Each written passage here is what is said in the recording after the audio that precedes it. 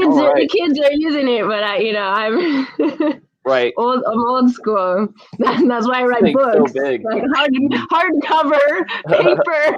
Right. No, I love books. I love like old school books. Yeah. All right. So we are live on Twitch. I'm Judson Hurd. I've got Alex Frankel Schorr. I've got Mike and Teresa from Starlight Films, and we're talking about this book today, From Neigh to Zebra. And I've got drop my headphones.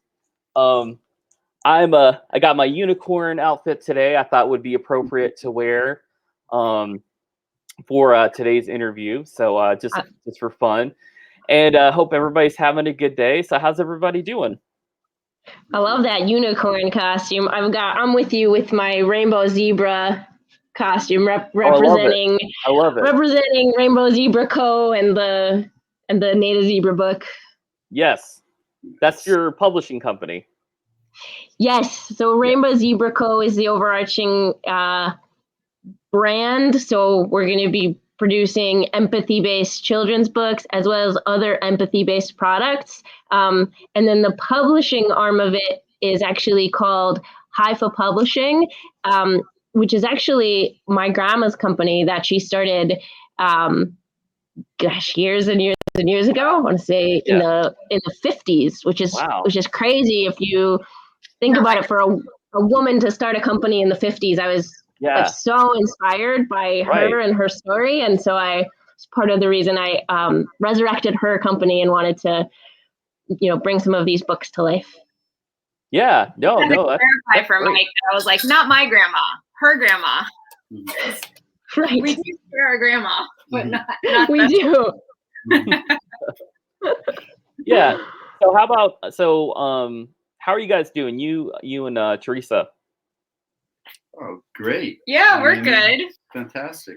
Trying to keep it busy, keeping it creative during this insane time that we're going through. And, I think Alex's book came around in the right time for us to come up with something, put our creative pieces together and sort of come up with an idea to add a little life to it, or a different way of, just getting the word out there. Because, the whole idea of empathy based and teaching people how to feel something different is, I think, important right now. Yeah, no, that's definitely a good point. That's something I definitely got from the book when I read it. My son, he's 6, Conan, he loves the book, loves the animation by Starlight Films. Just loved it. So so I guess why don't we go back to you, Alex? Tell us who's Alex Frankel Schorr? Tell us some background. Sure. So I got started in this endeavor. I was having a really hard time juggling work and kids, like a lot of people are during this time frame when there's almost zero support from different care workers. Right. This is pre-COVID, but I was in a similar situation to the one that everyone else is in now, with very little support. And at the same time, my son was being bullied at school, and he was little. He was 3 or 4, and he wanted to wear skirts and dresses to school. And his favorite color was pink, and he likes sparkles and glitter and. And to be honest, who doesn't like sparkles and glitter and the color pink? I mean, these are just, I think, universal things. My husband actually hates glitter now, come to think of it, which I get from like a cleaning standpoint. Right. But from a universal standpoint, I think these things are just universally liked. And for some reason, they're very gendered, right? And so he would come to school in his favorite outfit. And, I would hear dropping him off like, you look funny. Dresses are for girls, and it's like so heartbreaking. And I just, oh God, my whole world just sort of collapsed in those moments. And I knew that I wanted to make a difference, that we needed to make a difference, and I wanted to bring more empathy into the world. And I didn't necessarily know how at the time. But when I learned about my grandmother's story, that sort of inspired me. And I actually quit my day job and I started writing these books. I'd been writing forever anyways. I'd been writing since I was 12, maybe, writing little stories and poems. And, they say you should do in life what you were doing as a child, like what you couldn't stop doing, what you would, stop doing your homework to do. So for me, that was writing. And so everything just sort of clicked at the same time. And I started producing some of this material, and it's been a really amazing ride. And we did a Kickstarter campaign. Starlight Films, produced a video for it, and you created this amazing soundtrack for it. And I think it's touched a lot of people, resonated with a lot of people. We've been a couple of foreign publishers reached out to translate the book into German and into Japanese. So I think it's gotten definitely some love, which is good. That's amazing. That's so cool. I really, when Teresa and Mike, they sent me the book, they're like, hey, do you want to do the score? I'm like, yeah, sure. I didn't know anything about it, and then I got the book. And then I was just really blown away, to be honest. I'm kind of a like low expectations person. I don't know, like I'm trying to work on that, but when I see something, I'm just like, oh my God, like this is really good, and good quality and stuff. So I was super impressed. And my son, I read it to him and he loved the book and just thought, it was funny. And then Mike and Teresa brought it to life, with the animation. I showed it to him. And so I was just blown away, man. I was like, man, this is a really awesome project. Like, and I was really honored to like be a part, to do the music for it. But we've got Cheval Grease. He says, hi y'all, with the dog emojis. So that's Ryan. Hey, Ryan.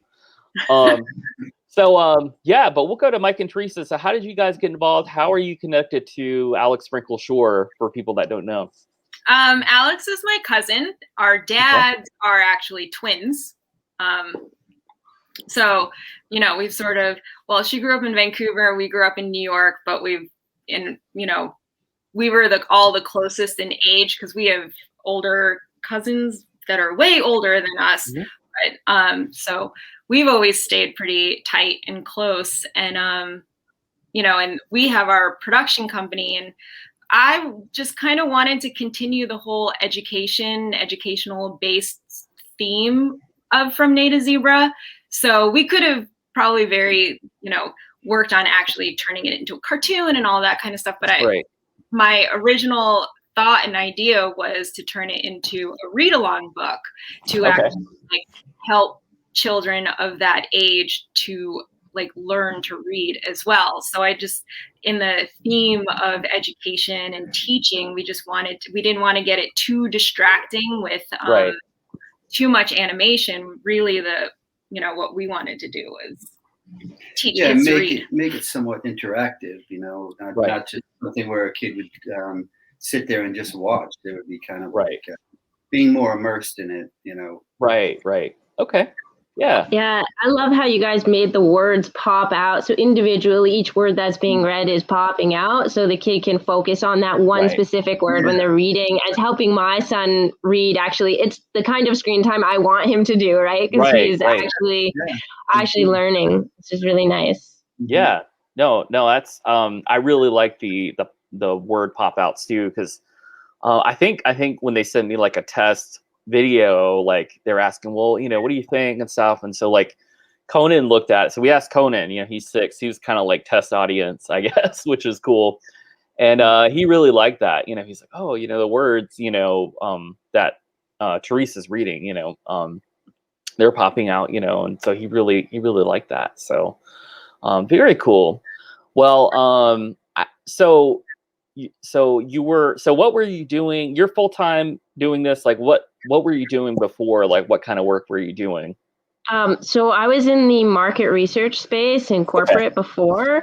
I did a lot of work in the media base. And actually now I'm part-time doing Rainbow Zebra work, and I'm back full-time in corporate in market research. And I'm still working with quite a few media clients. So Sony, for example, like production companies, television companies. Right. Okay. Yeah, very cool. Yeah, I think that work, because I had so many media contacts, it helped us make the book a really quality product, because I was able to get like top editors, because I had worked with people in publishing in the past. So we got an editor who was 10 years at Disney. She worked on Magic School Bus and so many other big projects. I think some Hannah Montana stuff more recently, and then she edited the book, and we also had just an amazing illustrator as well, as you guys know, because you've seen it. So I sort of was able to reach out to some of my contacts from corporate in order to bring this to life. Yeah. Okay. Very cool. Yeah. So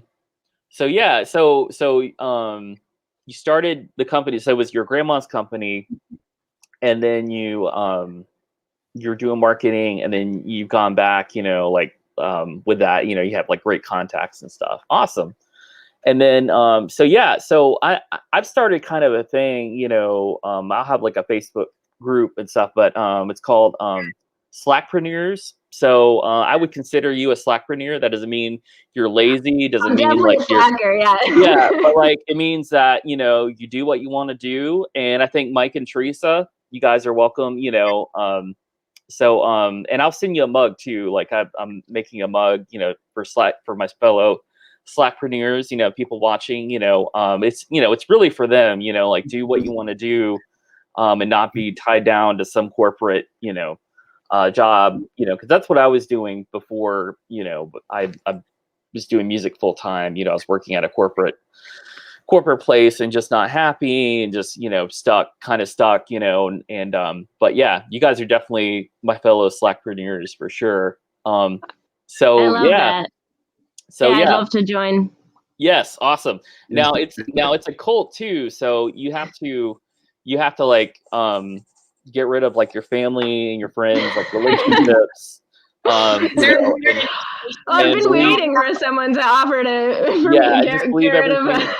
Just believe everything that I say, and that's the truth and stuff. So anyway, yeah. So Mike and Teresa, so how long have you guys been doing like film? I'm interested in Starlight Films. Starlight Films brought this to life. How did that get started? Well, I've been in the industry for 15 years. You've been in the industry for... I started as a what is it? Slackpreneur. Slackpreneur, yeah. Child. I built my first treehouse and broadcast to the neighborhood from there. And I don't know, I think that would have to be, it goes way back to then, just kind of, as far as immersing myself in the world of make-believe, it's been that long. So, I mean, us together, we met like almost a decade ago. And oh, wow. Okay.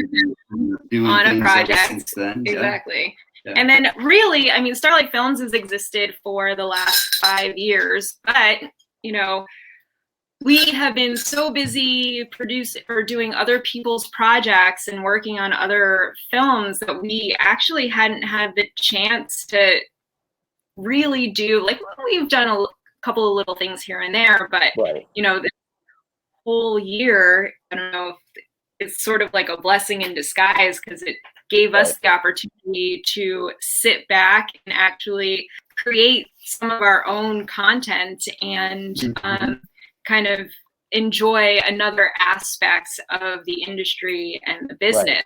So, and of course, we were also looking for projects that we could do on our own that was socially distanced and safe. We didn't want to like put anyone in unnecessary danger for whatever, of course, project or anything like that. So this sort of like kind of all just came together. So I guess we could say thank you, COVID, for Yeah, I bringing know, right? Zebra Yeah. to life. Yeah, I was already working from home, so it didn't really affect me, you know. And then as a musician, like I did lose, you know, a lot of gigs and stuff, but I, you know, mostly what I do is like home based. So, you know, I just kind of figuring out, you know, okay, well, you know, I'm losing this, so do something else to replace that, you know. And you know, I've been thankful, you know. I mean, not everybody has had it, you know. People have struggled more than others and stuff. So yeah. So I guess I was wondering, you know, since we're all here, if Alex, if you could maybe read the book to us, and then we could talk about it, you know, more about empathy, and I'd love that.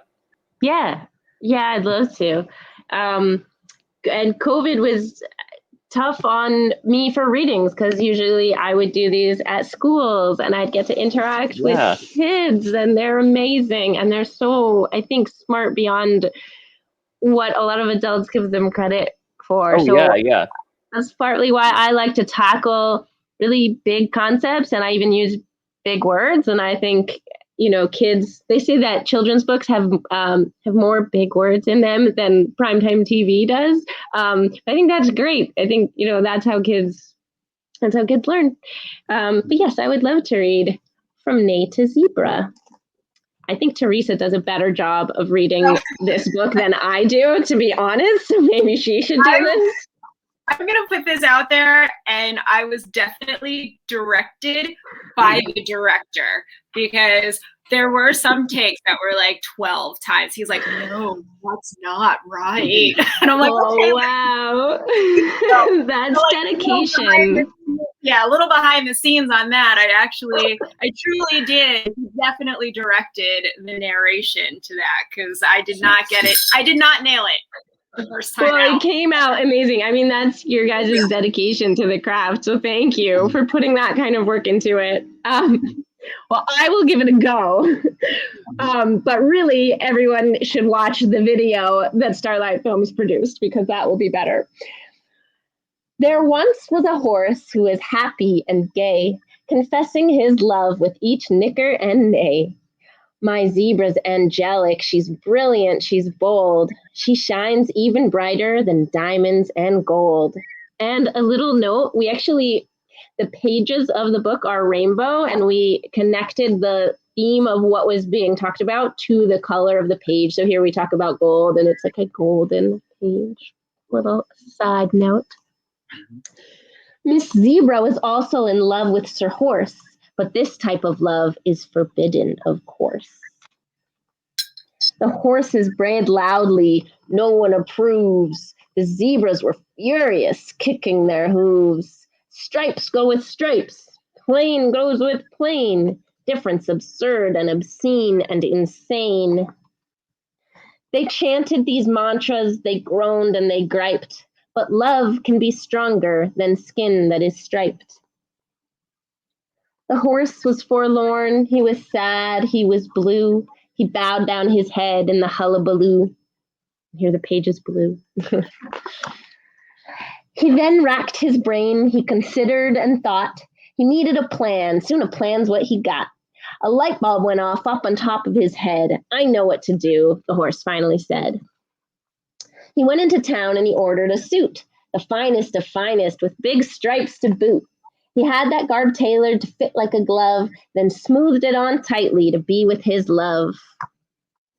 Across town, the zebra, who loved with such force, she painted her stripes to be one with her horse. So when they next met, this heroine and hero, a horse with some stripes, a zebra with zero, well, no one could tell which was which, who was who, but still they mismatched with the whole switcheroo. This is where my kids laugh, that the horse has stripes and the zebra doesn't. The outrage raged on, but they weathered the storm, and true to themselves, they rejected the norm.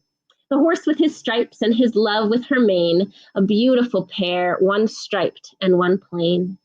No brute could diminish their spark or their light, though some kept protesting, their bark had less bite. Years later, I heard that they'd had a sweet child. I saw an old picture and gasped as I smiled. This strong, handsome boy, their strapping young lad, had fur that was a rainbow on skin that was plaid. Now here's where the story gets far, far too sappy. With love, kids, and rainbows, they ended up happy. Yay! No, I love it. I love that book, and I love just the rhythm. The rhythm of like your voice reading the rhymes and stuff. It just flows really Thank good. you. It was very brutally edited. Like, you have no idea how many revisions we went through with 2 different editors, one for sort of overall content, but also specifically a rhyming editor. So the cadence, each line is like exactly 11 syllables, with the exact same stressed and unstressed counts. So it's so that it has that sort of rhythmic feel to it. Thank you. Wow. Yeah. Like, how long did it take? Sorry. How long did it take to write this book? Because I mean, it is put together so well. And like you said, 11 syllables and the cadence, and you dedicated that much detail into it. So like from start to finish, how long did it take? It's funny, like the initial writing of it, just like alerting everything out and just getting it initially on the page took almost no time, but it's really the editing and the illustration, working together with the illustrator, that took so long. In the end, I took 1.5 years off from corporate to pursue this project. A lot of that was marketing and Kickstarter, and also production. Like, we worked with a print shop in China, and that was a lot of it. But I would say to like start to finish, just like the copy and the illustration was at least 6 months, 6 to 9 months of a process. Yeah, to really get everything to a point we were happy with. Wow. Wow. Yeah. I'm not. I don't know how long it takes to make something like that. So I'm just like I'm like amazed learning about that, because I'm like, wow, very cool. So what, I guess my next question would be like, what are your next steps? Is there like a book 2 or, different characters, things like that? Definitely. I have so many more books in the works. Cool. The general goal is to instill empathy and compassion in the next generation. And so this book, as you can sort of tell, is an allegory for gay marriage or mixed race marriage. And part of the proceeds actually go towards a charity that is supporting safe spaces for LGBTQ+ kids in schools.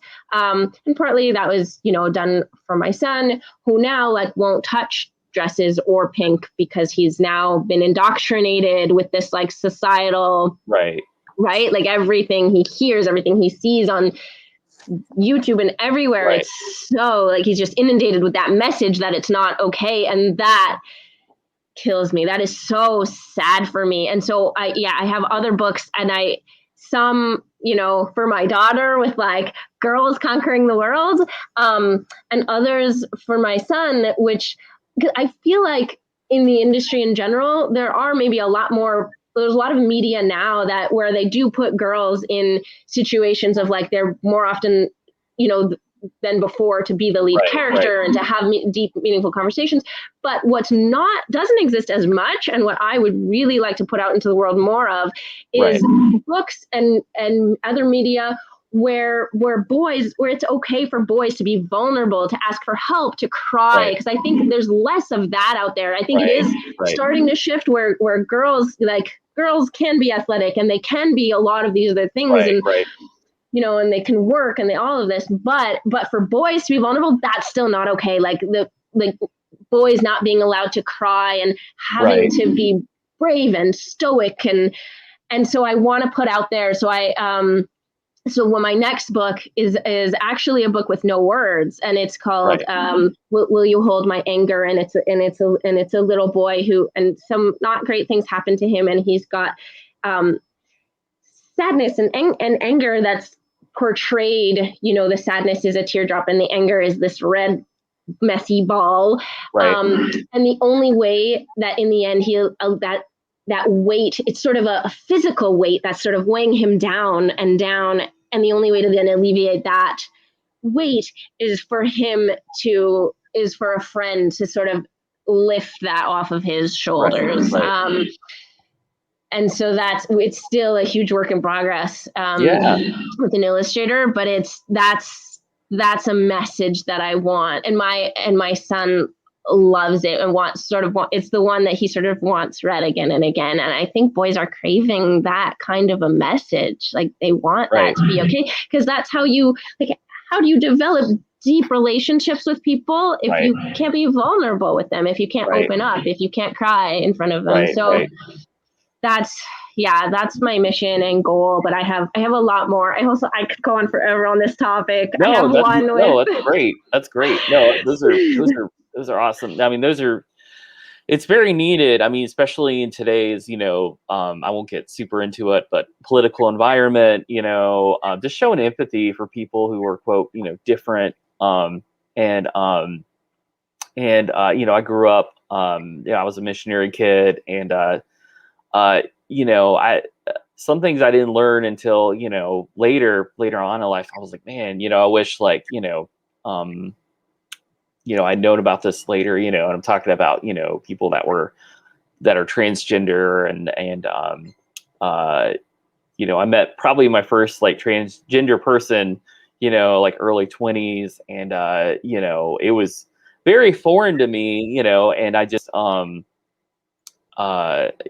was I was like, man, I wish I'd met somebody like this before, so it would have been different, and I'm very thankful, that I met this person, because they opened up a whole world to me, that I just didn't know a lot about, definitely. There's on that topic, there's a book we love at home that's called Pink is for Boys. And so another one that we wanted to create is Dresses Are for Boys, because actually dresses are worn by boys all over the world, except for North America, except here, but everywhere else, in Scotland, boys wear kilts, and in Morocco, boys wear jalabas, and in India, and in all over, other than here, and even here in America, boys used to wear dresses in the Victorian era. It was boys and girls alike wore white dresses. That was the easiest thing. They could pass clothes. And the only reason that it's not like that now is money and marketing. And so, they wanted to genderize clothing and make more money. So families couldn't pass down clothing from one kid to another, so they could make more money. And so, and it's just so crazy that it's now so taboo. So we wanted to make a book that, dresses are for boys. And actually there's a Canadian publisher that's gonna pick that up. We're in the initial sort of negotiation stages. Oh, great. Okay. Very cool. Very cool. Yeah. Awesome. Well, I'll go to Starlight Films. So what do you guys have going on? You animated this, but any projects you want to talk about? We can go there as well. Well, I would like to go back to the book a little bit, only because there was something I wanted to say earlier, and it's about the empathy aspect. But for me, as as a director, when Teresa brought me the project, first of all, reading it when she wasn't around, the book really touched me, and it's interesting. You talk about boys not really being able to show a softer side.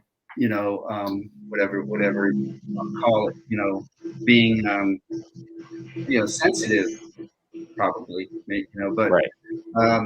but the book really touched me because I could see a lot of parallels with people that I've known through my life and even myself, and as a focus of what I'm trying to do now, especially because the world is so crazy, is things that are on this kind of level where the message is for me more about love, the big picture being love, because the world is so angry, and there's so many different reasons for why they are angry, and it's important to kind of scratch the surface and find those things out.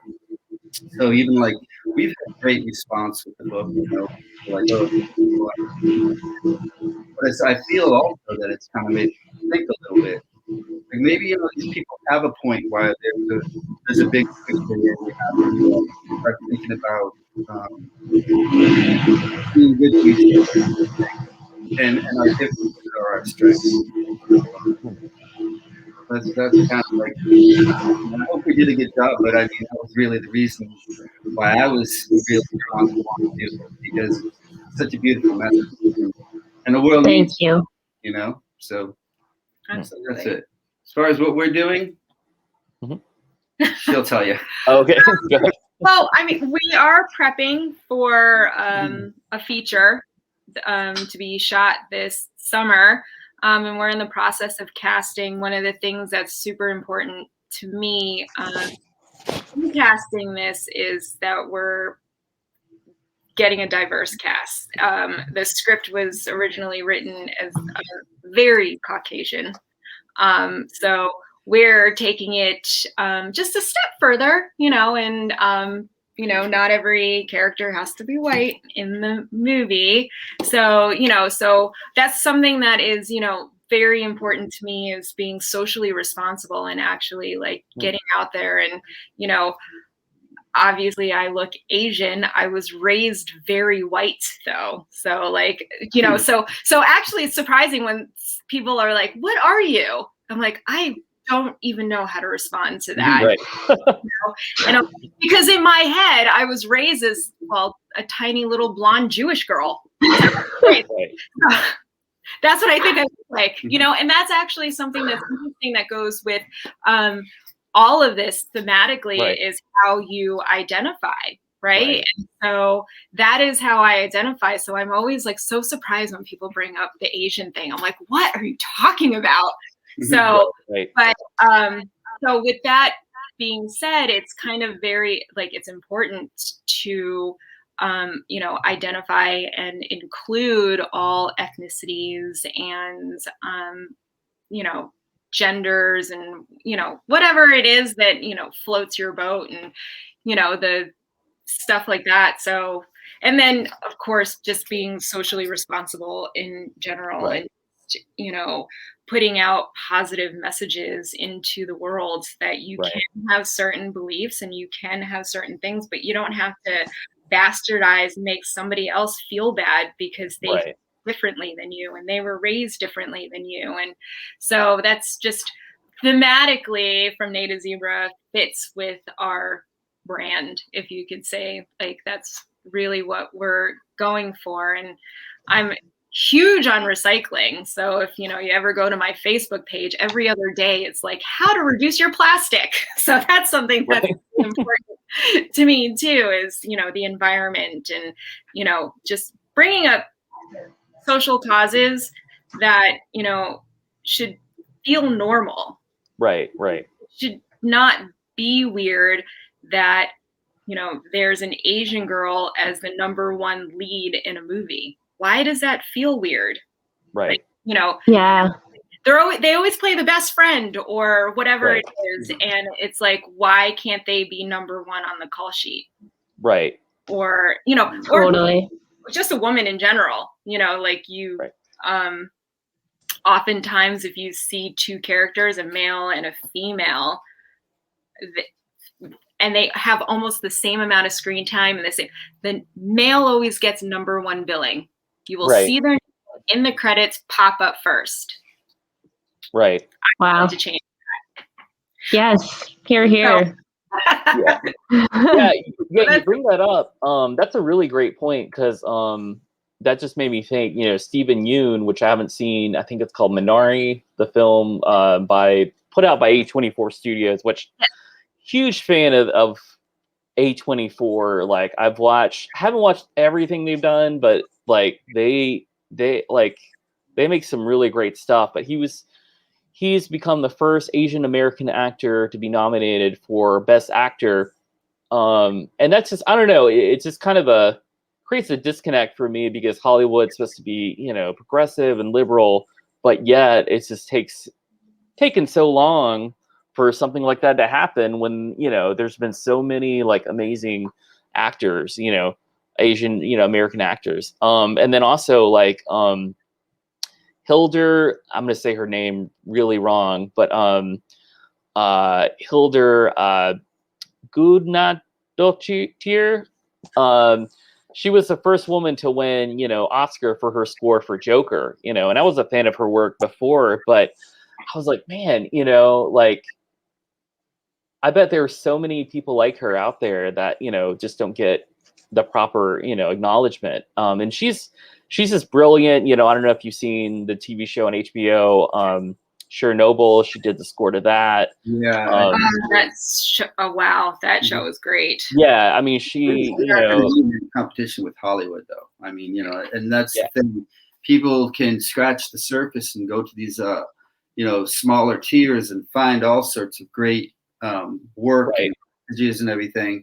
It's just not like, that's not what the mainstream wants to protect or portray. So that whole level of kind of like, how that whole thing works. And so, because there's a lot of stuff out there, there's a lot of really strong messages that are, being conveyed. And at this point, it's just, who has the control, Right.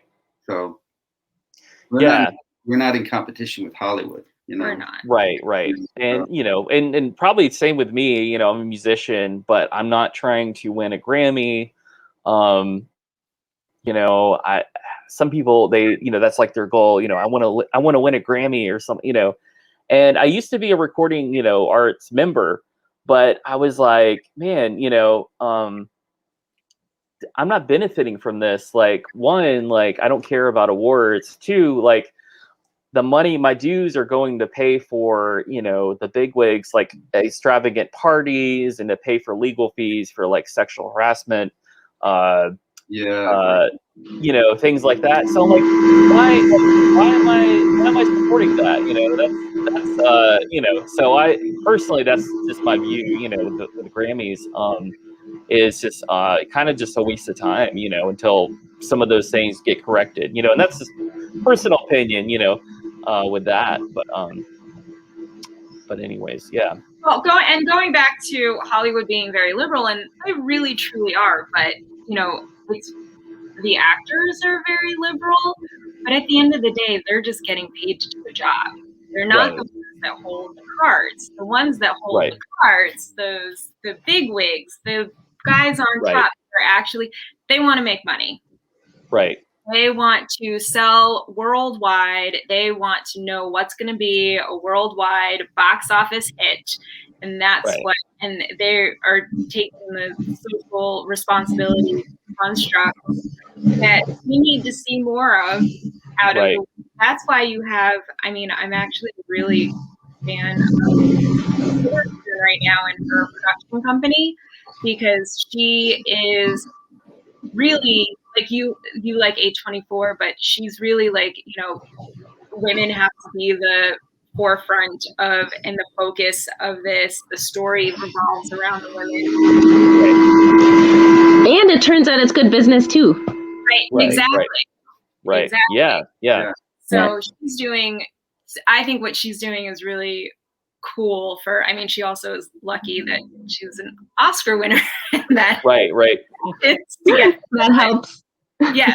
Yeah. But I mean, but we do need more producers and production companies like her to, start changing the message, because I think that's one of the things, that we want to try to accomplish, and be like a little indie darling sort of production company, where in our projects, we're trying to refocus the message and make things more acceptable. Like, if, once you actually start seeing more of, Black actors winning Oscars, you become like it's normal. It becomes normalized completely. And that's why I think the work you guys are doing is so important at Starlight Films, and the work we're trying to do at Rainbow Zebra, because the more people that do this, and Hollywood is trying, and I do think it has increased, the diversity is increased, like female speaking roles,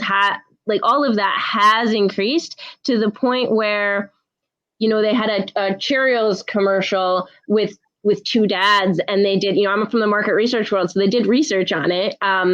And they did focus groups with kids and with adults. And they asked them, if they liked the ad and if they thought anything was odd about it, and if they knew why some people didn't like the ad. And with the adults, even if they were completely cool with it, they noted the fact that there were two dads. The kids, it wasn't even a thought. They didn't even mention it. So I think that's a really hopeful view of things, it makes me think, okay, the kids are all right. Like slowly these things are changing. And like Teresa says, it's becoming more normalized, and then it's not even a thought. Right. Yeah. Probably my son would probably not care, he would just be like, oh, Cheerios. Like, I like that, Exactly. And then I think the ad had like a funny part in it, so that the kids focused on that. Like, oh, it's funny that they like put Cheerios on the dad or something. Right. Huh. I've got a quick question for Alex. Go ahead. Yeah. This whole thing, because we don't really watch news, but you have to know sort of what's going on. And this whole thing that happened maybe like a month ago with Dr. Seuss, and I came up like, as a kid, like liking Dr. Seuss and not really understanding like, what actually happened and what your thoughts on that were. You have to educate me about what happened in the news, because I don't watch the news either. Oh, okay, good. Never mind. Judson? Yeah, so apparently Dr. Seuss got canceled. So overall, from what I know, and I off the top of my head, but what happened personally, and again, this is my opinion, Dr. Seuss did not get canceled because it came from the company. So the company, the publishing company, forget the name, Dr. Seuss Enterprises. Okay. So they canceled 6 books, from print, so it wasn't like, they were canceled like society or something, or the government or something, but they said, the way they portray people in ways that are hurtful and wrong, in a statement. So it was 6 books that had, it's just some like racist imagery toward like people, who were Asian, things like that. And it wasn't, I don't even think it was like any of the like most popular books, like Cat in the Hat or something. But I could definitely, see that, that it would be offensive, to people, and also, they're their own company, they can do what they want, so I mean, wow, that's interesting. I mean, that makes more sense, like it's not like tearing down statues of Robert E. Lee or whatever. It's not not like that kind of thing. But that's the thing about the media, and that's why I don't watch it, because it was all about Dr. Seuss. It didn't sound to me like it was internal, which but it sounds like they're being responsible for where the world is at now. So and so when people complain about freedom of speech and stuff, I don't, just looking at the facts, I just don't see that happening, because the government, because I'm very like pro like anti-censorship, my view. So I feel like, well, they're a company, they can do what they want, and and you could probably find those books somewhere, if you really wanted to have them or something. I'm not sure why you would, but yeah, and I read Conan, Dr. Seuss, I mean, they're pretty good books. They're kind of long. I don't know, like, I don't know if he liked to torture parents, like reading something so long and so many words, like, so it just, sometimes his books, it just, seems to go on and on and on. And I'm just tongue twisters too. Like, I just remember Dr. being tongue twisters. Well, the world, the world was slower then, I mean, yeah, wanted to do things, right. He also didn't have kids himself, so he didn't have that focus group that Judson, you and I have with our own children. Right. Oh, I remember. Yeah. So I actually have, Judson, you were a pivotal part of getting From Neigh to Zebra come to life with the soundtrack. So I have a question for you. What is your process when it came, like when you heard it, how did you even start to pick a sound? Yeah, no, that's a great question. So I've worked pretty much in here in my studio, which is always messy and stuff going on. But yeah, so what was super helpful for me was talking to you and Mike about just at the beginning, just kind of breaking each page down. So asking you and Mike, hey, like what are you hearing for like this page and this scene, you know, and just kind of breaking it down.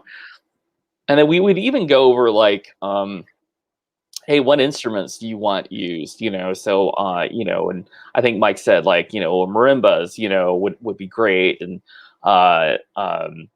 well, I was kind of getting this kind of Serengeti sort of feel, you know, like it was right. like, I don't know, I was kind of envisioning if I were there, what would I be hearing, you know? It's, right. Yeah. So, you know, and then I think Safari, you know, came up, you know, which was like a great, you know, keyword and stuff. So I guess it's different than like working on something, you know, like for myself or, you know, like a composition, you know. So it's just like, well, what are the filmmakers hearing? And then with Mike, and I think I've told you this before, I found it really easy to work with you because you're actually a musician, so you can really like describe like what that thing is, when sometimes a filmmaker isn't a musician and they're trying to describe something to me, and I'm just like, well, you know, that doesn't make sense, you know. So I kind of I have to like probe even more, and they just don't know anything, you know. They're not knowledgeable about music.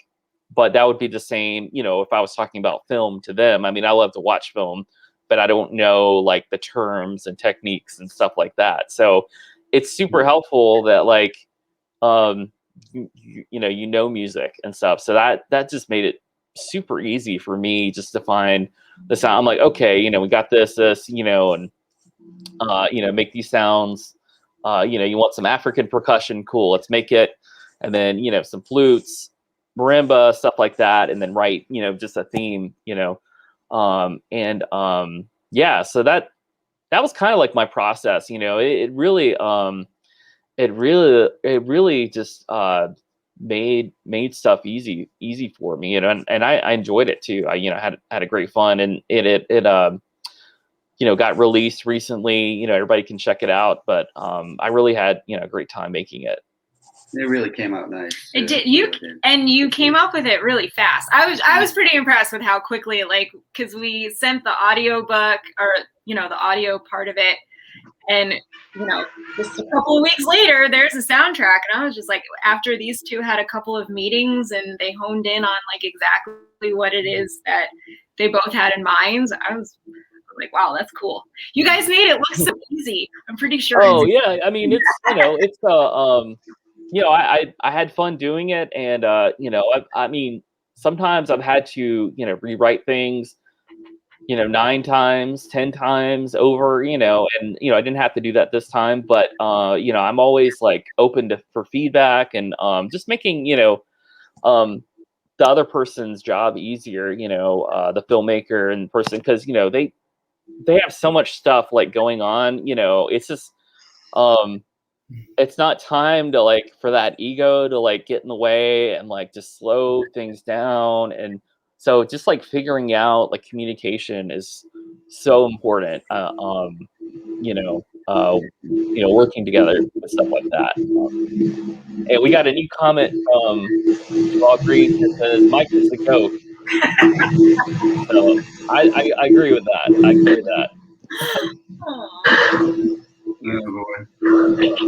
Yeah, when you talk about collaboration, it's so important. It's so important to work with people that, like, it was so easy and seamless for me to work with Starlight Films. And even with my illustrator, it just sort of feels like you have ideas that just sort of meld and come together, and the end product ends up being better because of it.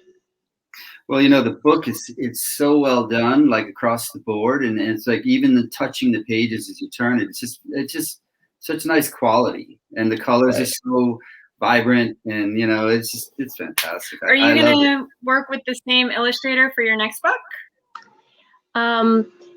I definitely want to work with the same illustrator again. She's amazing. We work so well together. The next book, the Will You Hold My Anger book, has just like a very different feel that we're going for. So I'm actually looking to work with a Japanese artist who does really cool textured work. Like she uses like real pieces of textured, like a piece of tablecloth, and then like, but then adds like her own drawings to it, and it just I think because it's a book with no words, the illustrations, I wanted them to be more complex. So that's sort of the direction that we thought we would go in from a creative standpoint here. That's amazing. Wow. That's really cool. Yeah. Yeah, I'm just thinking about, I really want to see her art. That sounds really interesting. And I love like the artwork, the illustration. It's just so well done. With the and just clean, and I love the moon here. And just and I love the colors too. So like you say like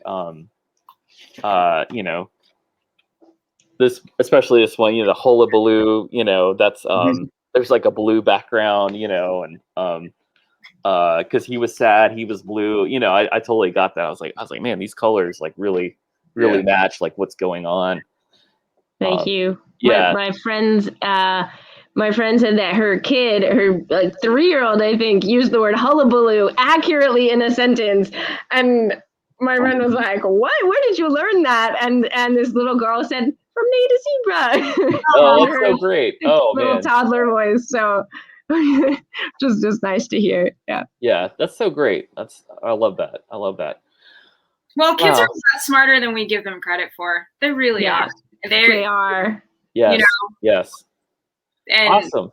You can't stress the fact that, from like up until 5 or 6 years old is the best time to learn everything. Languages, vocabulary, learn how to read, all of those things. It's just kids are they're like little sponges, Well, awesome. Well, I wanted to say real quick, just before we go, I wanted to announce one thing.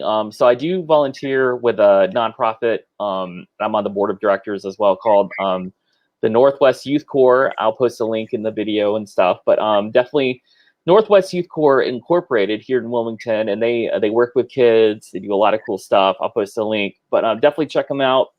And they do a lot of great work. Their logo was on the flyer for this event. So but before we go, is there anything else you guys want to talk about, or just like, you want to promote or push out? I'm not plugging anything. No, I think it's been a lot of fun, and the whole experience, and I wish everybody lots of happiness and love in their lives and creativity. Honestly, it's gotten me through the pandemic. Imagine a pandemic with no media to consume. Exactly. So how about you? Anything, Alex? Anything you want to share before we go? Same as Mike and Teresa, just thank you so much for having us, Judson. It was a pleasure chatting with everyone, and awesome. Nice up with you. Oh my God, I haven't seen you in so long. It's been I know. Because normally we would come to Florida now and visit. Right. And like we did last year, the kids are dying to go back. So and we like to go to New York, and every time we go to New York, of course, we come and visit. So it's like it's weird to not have seen each other for like this amount of time. I miss. We're the East Coast Frankels. We got to like stick together because the West Coast is too far away. Crazy. Awesome. All right. Thank you so much. Yeah. You guys have a good day. Thanks. All right. Bye. Bye.